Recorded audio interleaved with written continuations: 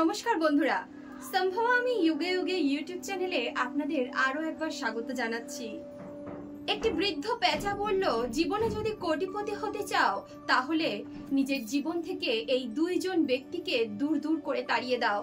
বন্ধুরা, কে এই দুইজন ব্যক্তি? চলুন আজকের এই কাহিনীর মাধ্যমে জেনে নেওয়া যাক।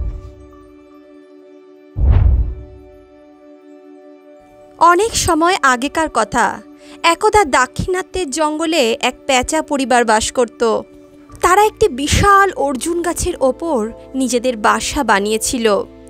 পেঁচা ও পেঁচানি তাদের দুই পুত্রের সঙ্গে সেখানে বাস করত। তাদের দুই পুত্র কিছুদিনের মধ্যেই ওড়ার উপযুক্ত হয়ে উঠেছিল। এমনটা দেখেই একদিন পেঁচা পেঁচানিকে বলতে লাগলো, হে প্রিয়তমা, আমাদের পুত্ররা এখন ওড়ার উপযুক্ত হয়েছে, চলো আজ রাতেই তাদেরকে শিকারে নিয়ে যাওয়ার প্রয়াস শুরু করি।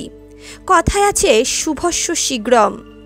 যে কাজ দুদিন পর করতে হবে তা কেননা আজকেই শুরু করা যাক।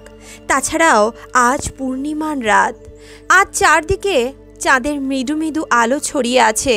এই জ্যোৎস্নার আলোয় আমাদের বালকেরা ঠিকভাবে শিকার ধরার প্রশিক্ষণ পাবে। পেঁচার কথা শুনে পেঁচানি বলতে লাগলো, স্বামী, আপনি একদম ঠিক বলেছেন। তারা নিজেদের মধ্যে এমনটা পরামর্শ করে তাদের পুত্রদের কাছে গেল।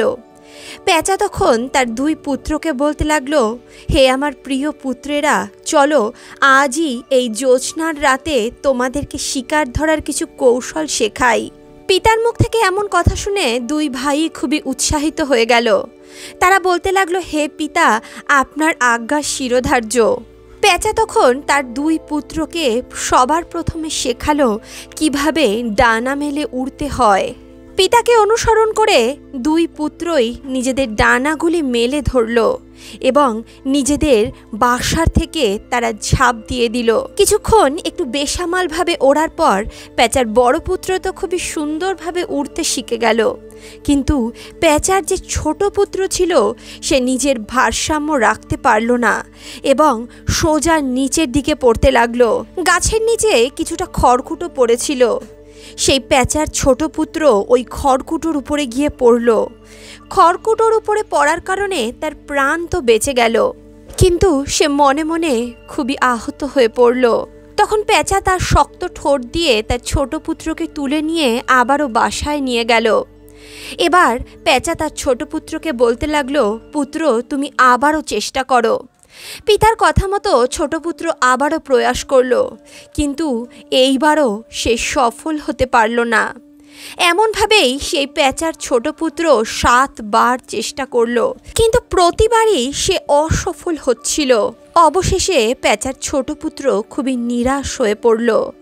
8ম বার যখন পেঁচা তার পুত্রকে প্রয়াস করতে বলল, পেঁচার ছোট পুত্র তখন বলে উঠল, পিতা, আমি মনে হয় উড়তে পারবো না। এতবার তো চেষ্টা করলাম, কিন্তু প্রতিবার আমি অসফল হলাম। আমার মনে হয় এ জীবনে আর ওড়া হবে না। পিতা, আমি মনে হয় কখনোই সফল হতে পারবো না। পুত্রের মুখে এমন কথা শুনে পেঁচা তখন তার ছোট পুত্রকে বলতে লাগলো, পুত্র, ঠিক আছে, তোমার যখন ওড়ার ইচ্ছে করছে না, তোমার যখন এমনই মনে হচ্ছে, তাহলে চলো আজকে আমরা আর ওড়ার প্রয়াস করব না।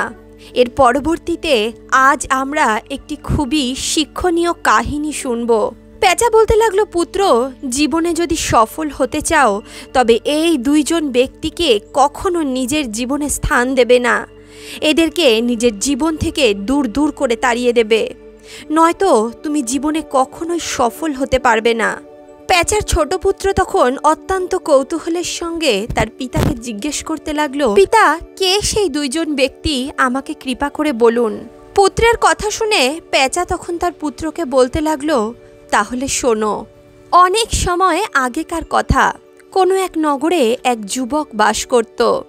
সে স্বভাববশত খুবই লাজুক প্রকৃতির ছিল। সে এতটাই লাজুক প্রকৃতির ছিল, যদি তার সামনে কোনো অচেনা ব্যক্তি চলে আসতো, সে তার সঙ্গে কথা বলতে পর্যন্ত লজ্জা বোধ করত। এমনকি সে যাদেরকে চিনত, যাদেরকে সে অনেক দিন ধরে জানতো, তাদের সঙ্গেও কথা বলতে তার লজ্জা বোধ হতো।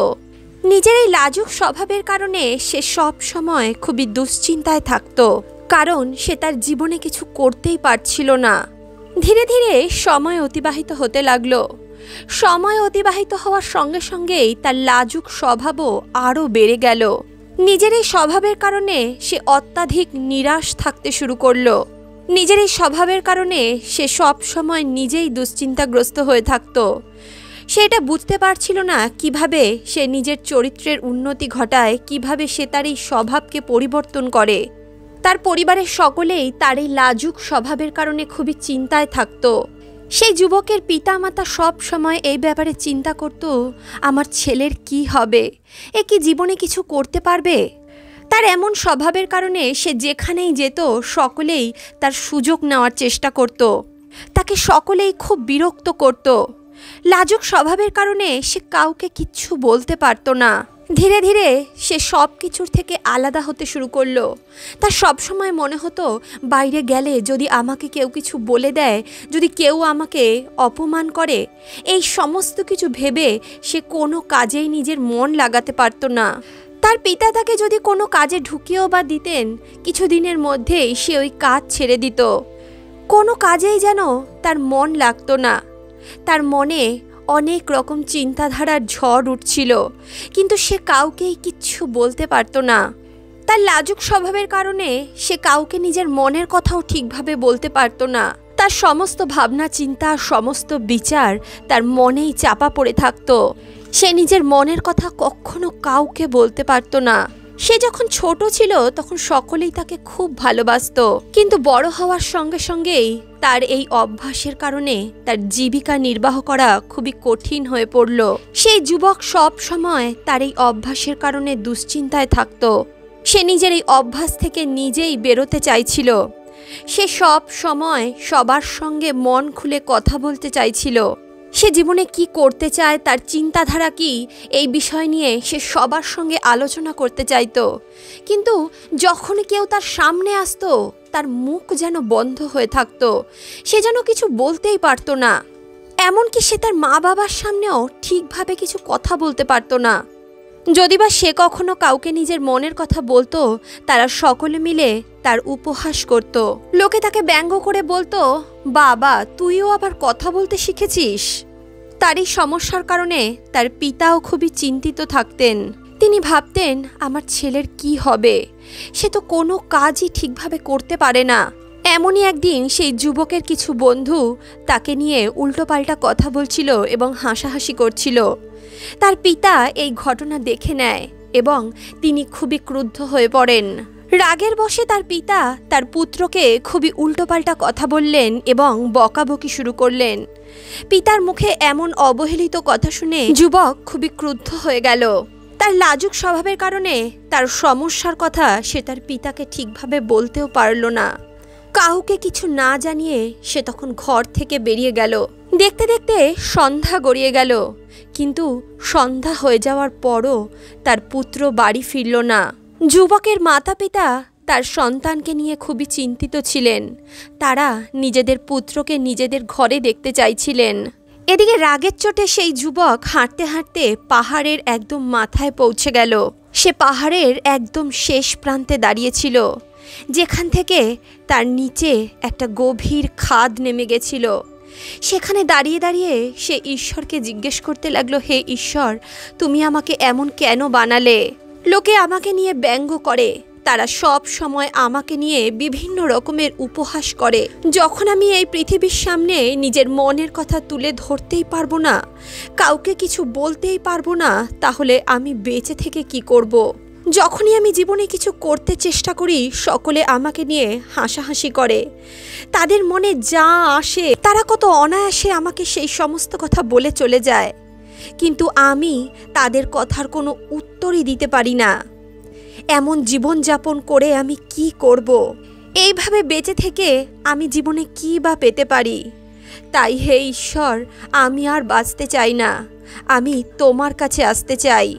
এমনটা ভেবেই যখন সেই যুবক ঝাঁপ দেওয়ার প্রস্তুতি নিচ্ছিল, তখনই পেছন থেকে একটা আওয়াজ আসলো, বাবা, জীবন দিয়ে দেওয়া তো খুব সহজ ব্যাপার, কিন্তু এই জীবন তুমি আর দ্বিতীয়বার ফিরে পাবে না। যখনই সেই যুবকের কানে এই আওয়াজটা গেল, সে সঙ্গে সঙ্গে পেছন ফিরে তাকালো। পেছনে তাকিয়ে সে দেখতে পেল এক সন্ন্যাসী সেখানে দাঁড়িয়ে আছেন। ওনাকে দেখে সেই যুবক হঠাৎ করে ভয় পেয়ে গেল এবং নিজের পা সেখান থেকে সরিয়ে নিল। সে চুপচাপ মাথা নিচু করে ওখানে দাঁড়িয়ে রইল। নিজের লাজুক স্বভাবের কারণে সে ওই সন্ন্যাসীকে কিছুই বলতে পারছিল না। তখনই সেই সন্ন্যাসী ওই যুবককে বলতে লাগলো, বাবা, কি এমন ব্যাপার হলো যে তুমি এখানে এমন কাজ করতে এসেছো? তুমি তোমার এই অমূল্য জীবন কেন ধ্বংস করতে চাইছো? কেন তুমি তোমার জীবন সমাপ্ত করতে চাইছো? সকলে এই অমূল্য জীবন পায় না। তুমি কি জানো ৮৪ লক্ষ যোনি অতিক্রম করে তবে এই অমূল্য মনুষ্য জীবন পাওয়া যায়? আর তুমি এই জীবন শেষ করতে যাচ্ছিলে। তখনই সেই যুবক বলে উঠল, না না, ও কিছু না, আমি তো দাঁড়িয়ে নিচের দিকে তাকিয়ে দেখছিলাম যে ওপর থেকে নিচটা দেখতে কেমন লাগে। তখনই সেই সন্ন্যাসী বলে উঠল, পুত্র, আমি জানি তুমি এখানে কি করতে এসেছো। তুমি আমার কাছ থেকে কিছু লুকাতে পারবে না, কিন্তু আমি চাই তুমি নিজে তোমার সমস্যার কথা আমাকে বলো, তখনই আমি তোমাকে এর সমাধান বলতে পারবো। যদি তুমি চাও যে কেউ তোমাকে সাহায্য করুক, তার জন্য তোমাকেই প্রয়াস করতে হবে। তুমি যদি চাও আমি তোমাকে সাহায্য করি, তবে তোমার সবার আগে আমাকে তোমার সমস্যাগুলো খুলে বলতে হবে, তা না হলে আমি কিছুই করতে পারবো না। সেই সন্ন্যাসীর কথা শুনে ওই যুবক উত্তর দিল, না না, আমি ঠিক আছি। তখন সেই সন্ন্যাসী বলল, ঠিক আছে পুত্র, যদি তুমি না চাও যে আমি তোমাকে সাহায্য করি, তবে আমি কি করতে পারি? ঠিক আছে, আমি তোমার কথাতেই বিশ্বাস করে নিলাম, কিন্তু তোমারও আমাকে বিশ্বাস করা উচিত। তোমার এটা বিশ্বাস করা উচিত যে আমি তোমাকে সাহায্য করার জন্যেই এখানে এসেছি। তুমি চাইলে তুমি তোমার সমস্যার কথা আমাকে বলতে পারো, আর আমি তোমাকে এই বিশ্বাস দেওয়াতে পারি যে আমি তোমার এই সমস্যার সমাধান করব। এর উত্তরে ওই যুবক ওই সন্ন্যাসীকে বলতে লাগলো, না না, আমি ঠিক আছি, আপনি এখন এখান থেকে চলে যান।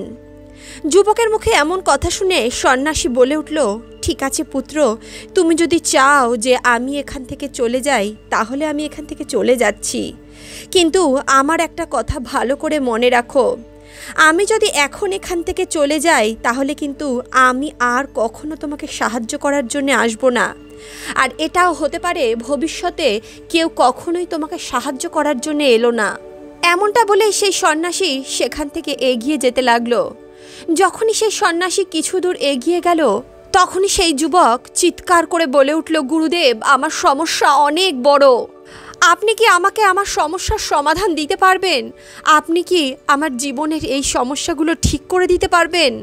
যুবকের এমন কথা শুনে ওই সন্ন্যাসী সেখানেই দাঁড়িয়ে পড়লেন।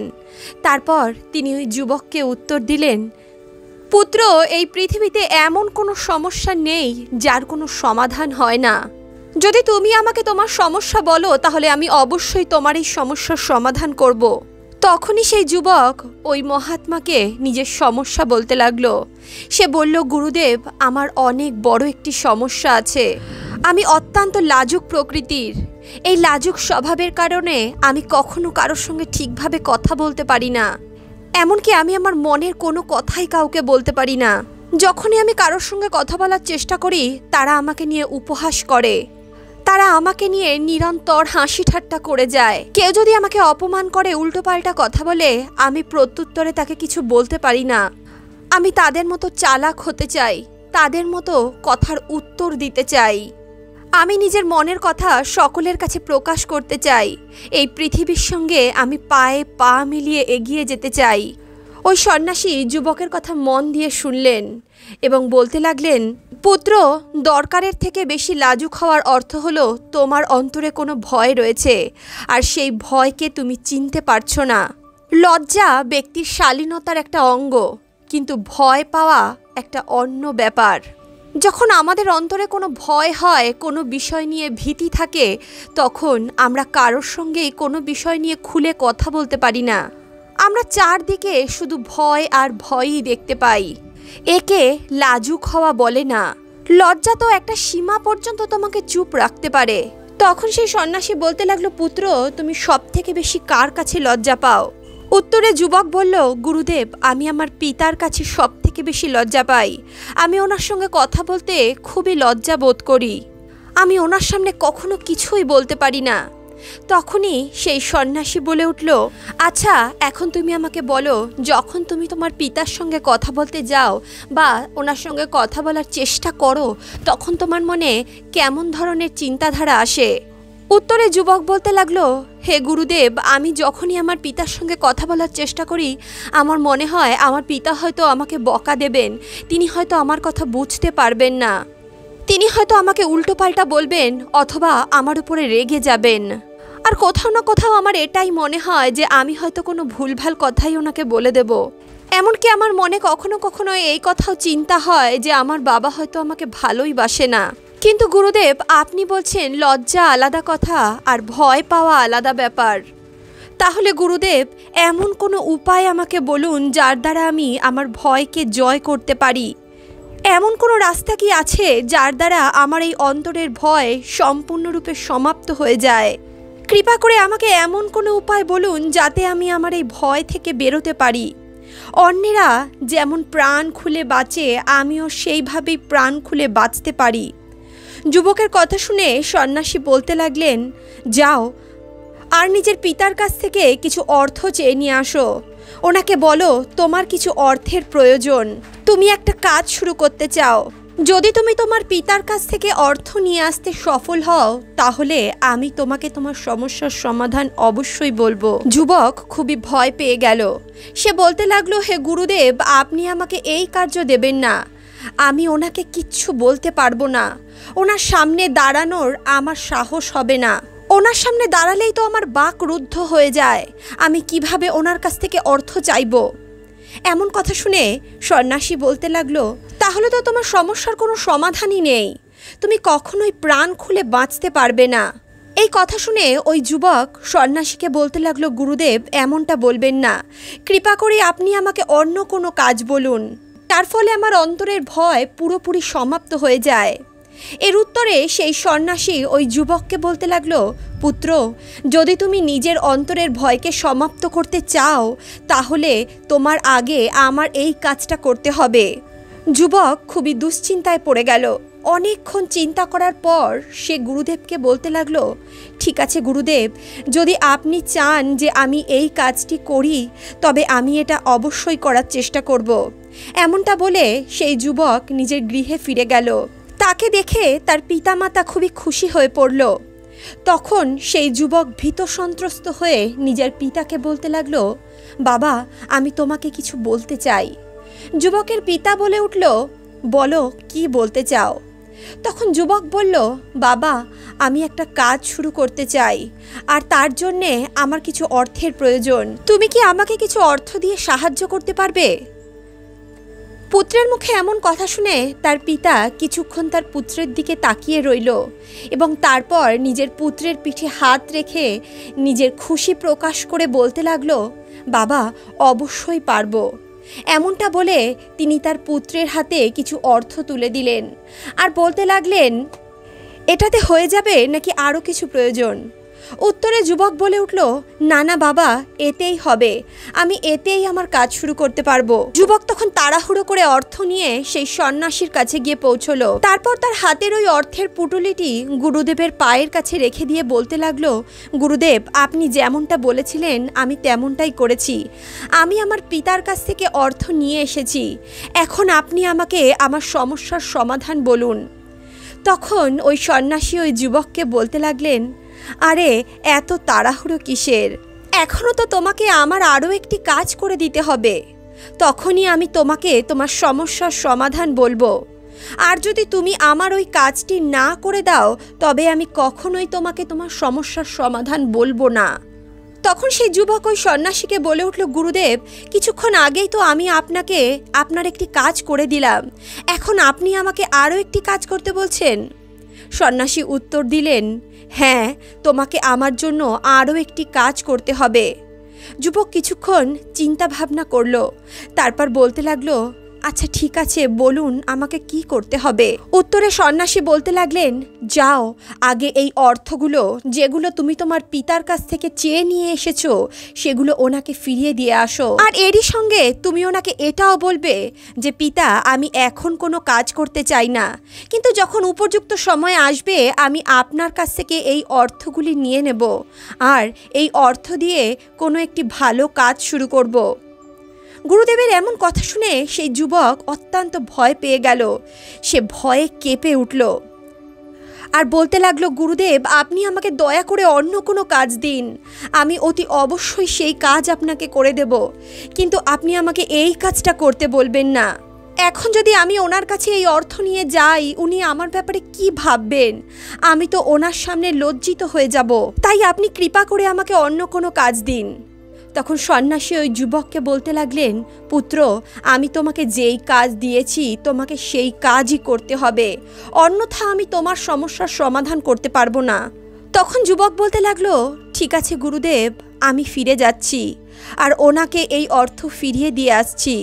তখন যুবক অতি শীঘ্রই নিজের গৃহে পৌঁছে গেল আর নিজের পিতাকে বলতে লাগলো, বাবা আমার এখন এই অর্থের প্রয়োজন নেই, আপনি এই অর্থগুলো ফিরিয়ে নিন, যখন আমি কোনো সঠিক কাজের সন্ধান পাব তখন আবারও আপনার কাছ থেকে এই অর্থগুলো চেয়ে নেব।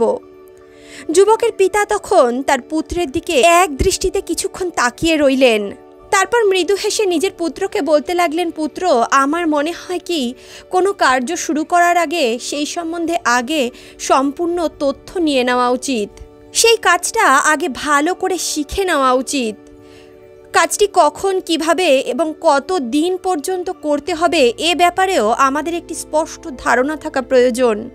কোনো কাজ হুট করেই শুরু করা যায় না, সেই কাজটি করার জন্য আমরা উপযুক্ত কিনা সে ব্যাপারেও আমাদের ভাবতে হবে। আর যখন এই সমস্ত ব্যাপারে আমাদের সঠিক তথ্য সংগ্রহ করা হয়ে যাবে তখনই আমাদের কোনো কাজে অর্থ লাগানো উচিত। তোমার এই সিদ্ধান্তে আমি খুব খুশি হয়েছি। তুমি যখন জেনে যাবে যে তুমি যে কাজটি শুরু করতে যাচ্ছ সেই কাজটি তোমার জন্য উপযুক্ত কিনা তখন আমি আবারও তোমাকে এই অর্থ ফিরিয়ে দেব, ততক্ষণ এই অর্থ আমার কাছে সঞ্চিত থাকুক। সেই যুবক নিজের পিতার মুখে এই সমস্ত কথা শুনে খুবই প্রসন্ন হয়ে গেল। সে স্বপ্নেও কখনো এটা ভাবতে পারেনি যে তার পিতা তাকে এত সুন্দর করে এত ভালোভাবে বোঝাবে। সে যখন নিজের মনেই এই সমস্ত কথা ভাবছিল তখনই তার পিতা তাকে জড়িয়ে ধরলেন।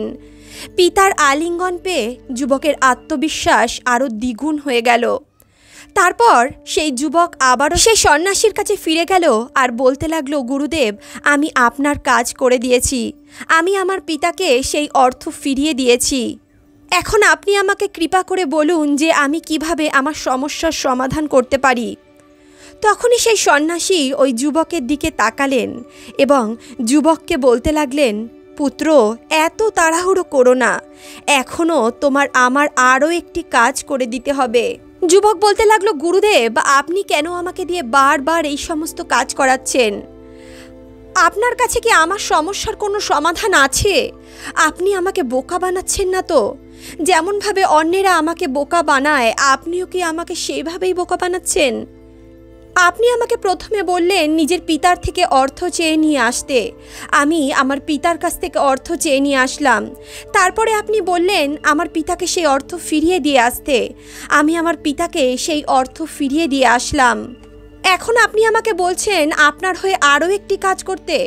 না, আমার দ্বারা এমনটা হবে না। তখনই সেই সন্ন্যাসী ওই বালকের দিকে মৃদু হেসে বলতে লাগলেন, পুত্র এটাই শেষ কাজ, তোমাকে এই কাজটাই করতে হবে। এই কাজটা হয়ে গেলে আমি তোমাকে তোমার সমস্যার সমাধান বলে দেব, আর এই কাজটা খুবই সাধারণ একটা কাজ। তখনই সেই যুবক কিছুক্ষণ চিন্তা ভাবনা করলো, তারপর বলতে লাগলো, ঠিক আছে, কিন্তু এটাই শেষ কাজ, এরপর কিন্তু আমি আপনার জন্য আর কোনো কাজ করতে পারবো না, বলুন আমাকে কি করতে হবে। তখনই সেই সন্ন্যাসী একটি মূর্তি বার করে ওই যুবকের হাতে ধরিয়ে দিলেন। সেই মূর্তিটিকে দেখতে খুবই সাধারণ ছিল, কিন্তু ওই সন্ন্যাসী ওই যুবককে বলতে লাগলো, দেখো পুত্র, তুমি এই মূর্তিটিকে বাজারে নিয়ে যাও এবং 100টি স্বর্ণমুদ্রার বদলে এই মূর্তিটি তুমি বিক্রি করে আসো। তুমি যদি এই কাজটা করতে সফল হয়ে যাও তখন আমি তোমাকে তোমার সমস্যার সমাধান বলবো। যুবক ওই মূর্তিটিকে হাতে নিয়ে ভালো করে দেখতে লাগলো। তারপর সে ওই গুরুদেবকে বলতে লাগলো, গুরুদেব, এই মূর্তিটাকে দেখতে তো খুবই সাধারণ, দেখে মনে হচ্ছে মূর্তিটি মাটি দিয়ে তৈরি। এই মূর্তিটির জন্য কেউ কেন আমাকে 100টি স্বর্ণমুদ্রা দেবে? আপনার মাথা খারাপ হয়ে যায়নি তো? খুব জোর হলে 1টা কি 2টো স্বর্ণমুদ্রাও খুব কষ্ট করে পাওয়া যাবে, কিন্তু এই সাধারণ মাটির মূর্তির জন্য কেউই 100টি স্বর্ণমুদ্রা আপনাকে দেবে না। তখনই সেই সন্ন্যাসী বলতে লাগলো, দেখো বাবা, আমি তোমাকে যে কাজ দিয়েছি তুমি যদি সেই কাজে সফল হও তবেই আমি তোমাকে তোমার সমস্যার সমাধান বলতে পারি। তাছাড়া তুমি যদি চাও তুমি তোমার বাড়িতে ফিরে যেতে পারো, আবারও তোমার সেই পুরনো জীবনে, যেখানে সকলে তোমাকে তিরস্কার করে, সকলে তোমাকে নিয়ে হাসাহাসি করে, তুমি সকলের কাছে ভয় পেয়ে বেড়াও। পুত্র, আমি তোমার ভয়কে সম্পূর্ণভাবে শেষ করে দেওয়ার প্রয়াস করছি। এই সমস্ত কার্যের মাধ্যমে তুমি তোমার অন্তরের ভয়কে জয় করতে পারবে। সে যুবক তখন সন্ন্যাসীর কথা শুনে এটা মনে মনে ভাবতে লাগলো, যেভাবেই হোক আমি আমার সমস্যার সমাধান করেই ছাড়ব, আমি আর ভয় পেয়ে চলতে পারবো না। এমনটা ভেবেই সেই যুবক সেখান থেকে ওই মূর্তিটা নিয়ে বাজারের দিকে প্রস্থান করলো। বাজারে গিয়ে সে একটা জায়গায় গিয়ে চুপচাপ দাঁড়িয়ে পড়ল। সে অপেক্ষা করতে লাগলো কেউ আসবে আর তার কাছে ওই মূর্তি সম্বন্ধে কিছু জিজ্ঞেস করবে, আর তখন সে ওই গ্রাহকের কাছ থেকে 100টি স্বর্ণমুদ্রার দাবি করবে। দেখতে দেখতে অনেক সময় কেটে গেল, কিন্তু এত সময় কেটে যাওয়ার পরও তার কাছে কোনো গ্রাহকই আসলো না। সে তখন আশেপাশে তাকালো, দেখতে লাগলো সকলেই তার জিনিস বিক্রি করার জন্য চিৎকার করে করে তার জিনিসের সম্বন্ধে এবং তার দাম সম্বন্ধে বলছিল। যুবক ভাবতে লাগলো, যদি আমার এই মূর্তিটা বিক্রি করতে হয় তাহলে আমাকেও জোরে জোরে চিৎকার করতে হবে। যুবকটি চিৎকার করে করে সকলকে ডাকতে লাগলো, কিন্তু তার আওয়াজ এতটাই ক্ষীণ ছিল যে সেই আওয়াজ সে নিজেই শুনতে পাচ্ছিল না। ধীরে ধীরে সন্ধ্যা নেমে এলো। যুবক মনে মনে ভয় পাচ্ছিল, যদি সন্ন্যাসী কোথাও চলে যায় তাহলে তার সমস্যার সমাধান সে আর কখনো পাবে না। এমনটা ভেবেই সে জোরে জোরে চিৎকার করে বলতে লাগলো, 100টি স্বর্ণমুদ্রার বদলে এই মূর্তিটি কেউ নিয়ে নাও। তার আওয়াজ শুনে সকলেই তার কাছে সমবেত হলো। তাদের মধ্যে একজন ওই যুবককে বলতে লাগলো, এই সাধারণ মাটির মূর্তিতে এমন কি আছে যার জন্য তুমি এই মূর্তির 100টি স্বর্ণমুদ্রা দাম চাইছো? তখন সেই যুবক অনেকক্ষণ চিন্তা ভাবনা করে ওই যুবককে বলতে লাগলো, না না, আমি এই ব্যাপারে কিছুই জানি না, আমি তো শুধু এই মূর্তিটা বাজারে বিক্রি করতে এসেছি। তখনই আরেকজন ব্যক্তি ওই যুবককে বলতে লাগলো, যদি এমনই হয় তাহলে তোমার এই মূর্তি কেউই কিনবে না। তোমাকে বলতেই হবে এই মূর্তিতে এমন কি বিশেষ ব্যাপার আছে যার জন্য তুমি 100টি স্বর্ণমুদ্রার দাবি করছো। ধীরে ধীরে অনেকেই তার সামনে সমবেত হতে লাগলো এবং সকলে একটাই প্রশ্ন জিজ্ঞেস করতে লাগলো, এই মূর্তিতে এমন কি আছে যার জন্য তুমি এর দাম 100টি স্বর্ণমুদ্রা রেখেছো? যুবকটি তখন নিজের মতো বিভিন্ন রকম কথা তাদেরকে বলতে লাগলো, অনেকভাবে বোঝাতে লাগলো, কিন্তু কেউই তার ওই কথাতে সন্তুষ্ট হচ্ছিল না এবং সেই স্বর্ণমুদ্রা দিয়ে ওই মূর্তিটি কিনতে চাইছিল না। যুবক খুবই নিরাশ হয়ে গেল, সেটা বুঝতে পারছিল না যে সে কি করবে। তখনই তার চোখে পড়ল বাজারে কিছু ব্যক্তিরা জিনিস বিক্রি করার জন্যে তাদের জিনিসের বিশেষত্ব সম্বন্ধে সকলকে বোঝাচ্ছিলেন। তারা সকলেই নিজের জিনিসগুলো সম্বন্ধে বিভিন্ন রকমের ভালো ভালো কথা বলছিলেন যাতে ওই জিনিসগুলো তারা কিনে নেয়। এমনটা দেখে সেই যুবক ভাবতে লাগলো, আমারও এই মূর্তির কিছু বিশেষ জিনিস, কিছু বিশেষ দ্রষ্টব্য সকলকে বলা উচিত, তবেই হয়তো কেউ এই মূর্তি কিনতে রাজি হবে। তখনই সেই যুবক চিৎকার করতে লাগলো আর বলতে লাগলো, সকল সমস্যার সমাধানকারী আমার গুরুর একমাত্র মূর্তি। এই মূর্তি পৃথিবীতে একটিই আছে, যার গৃহে এই মূর্তি থাকবে তার জীবনে কখনো কোনো সমস্যা আসবে না। এই মূর্তি আপনাদের সকল সমস্যার সমাধান করে দেবে। তখনই তার সামনে অনেক লোক জমা হয়ে গেল এবং সকলেই একটাই প্রশ্ন করতে লাগলো, সত্যিই কি এই মূর্তি যার কাছে থাকবে তার কাছে কোনো সমস্যা ঘেঁষতে পারবে না? তার জীবনে কি কোনো দুশ্চিন্তা থাকবে না? সত্যিই কি এই মূর্তি সকল সমস্যার সমাধান করতে পারে? উত্তরে যুবক বলতে লাগলো, হ্যাঁ, সকল সমস্যার সমাধান করতে পারে এই মূর্তি। যদি এই মূর্তি আপনি নিজের গৃহে নিয়ে যান, আপনার গৃহে যে কোনো সমস্যা হলে এই মূর্তি তার সমাধান করে দেবে। সমস্যা যাই হোক না কেন আপনি তার সমাধান অবশ্যই পাবেন। এ কথা শোনার পর যেই মূর্তি কেউ একটা স্বর্ণমুদ্রা দিয়েও কিনতে চাইছিল না, এখন সেই মূর্তি সবারই প্রয়োজন ছিল। সকলেই এই মূর্তি কিনতে চাইছিল। কেউ ওই মূর্তি 200টি স্বর্ণমুদ্রায় কিনতে চাইছিল, কেউ 400টি, কেউ 600টি, আবার কেউ 1000 স্বর্ণমুদ্রায় ওই মূর্তি কিনতে চাইছিল। দেখতে দেখতে ওই মূর্তিটি এতটাই জনপ্রিয় হয়ে গেল যে সকলেই ওই মূর্তিটিকে কিনতে চাইছিল। তখন সেই যুবকটি আরও জোরে জোরে আত্মবিশ্বাসের সঙ্গে চিৎকার করতে লাগলো আর ওই মূর্তি সম্বন্ধে সকলকে বলতে লাগলো। তখন সেই মুহূর্ত থেকেই তার মনের সমস্ত ভয় দূর হয়ে গেল। সে সকলকে আত্মবিশ্বাসের সঙ্গে ওই মূর্তির বিভিন্ন রকম বর্ণনা দিচ্ছিল। তার ওই কথার কারণেই লোকে তার উপর বিশ্বাস করছিল এবং তাদের ওই বিশ্বাস তাদের চোখে মুখে প্রকাশ পাচ্ছিল। দেখতে দেখতেই অন্ধকার নেমে আসলো, কিন্তু লোকের ভিড় ক্রমশ বেড়েই চলেছিল। সকলেই সেই মূর্তিটিকে কিনতে চাইছিল। তখনই হঠাৎ ওই যুবক জোরে জোরে চিৎকার করে বলতে লাগলো, আমাকে ক্ষমা করবেন, এই মূর্তি আমার গুরুদেবের মূর্তি, আমি এই মূর্তি বিক্রি করতে পারবো না। এমনটা বলে সেই যুবক ওই মূর্তিটিকে ওখান থেকে নিয়ে চলে আসলো। সেই মূর্তিটিকে বিক্রি করলো না। সে দৌড়ে দৌড়ে তার গুরুদেবের কাছে আসলো আর বলতে লাগলো, হে গুরুদেব, আপনার অনেক অনেক ধন্যবাদ। এই মূর্তি আমার সকল সমস্যার সমাধান করে দিয়েছে। আমি বুঝে গেছি যে আমার আসল সমস্যা কোথায় ছিল। আমি এই মূর্তিটিকে বিক্রি করে আপনার জন্য 100টি স্বর্ণমুদ্রা তো আনতে পারিনি, কিন্তু আমি আমার সমস্যার সমাধান পেয়ে গেছি। যুবকের কথা শুনে সন্ন্যাসী বলতে লাগলো, পুত্র, আমি তোমার সমস্যার সমাধান করিনি, তুমি নিজেই তোমার সমস্যার সমাধান করেছ। তোমার মনে 1000 রকম প্রশ্ন ছিল। আমি যদি এই কাজটা করি তাহলে লোকে আমার সম্বন্ধে কি ভাববে?